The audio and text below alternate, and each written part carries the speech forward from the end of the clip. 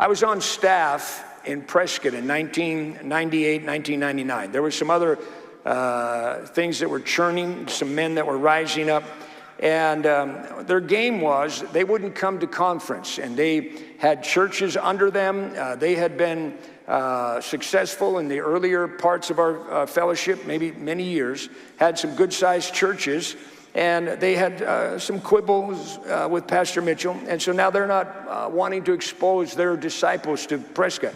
So I spoke with Pastor Mitchell. I said, Pastor, we know what they're doing. How about if we did this, if we got the tapes from the conference?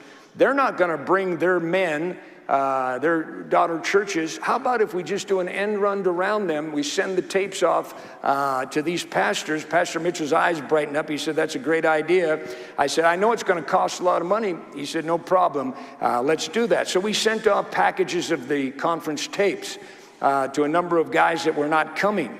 And so I had occasion to go overseas and one of our fellowship conferences overseas. And so I remember sitting across from a man, and I said to him, brother, did you get the package of conference tapes from Prescott? And he says, yeah.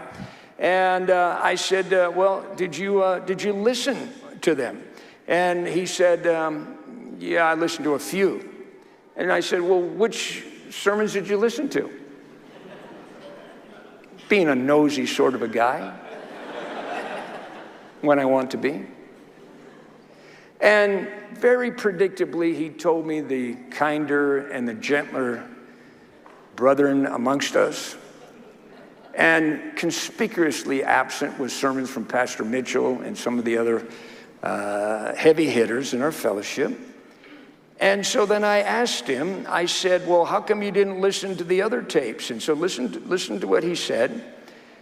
He said, you know what, I don't get edified. You know, you Americans have sharp elbows.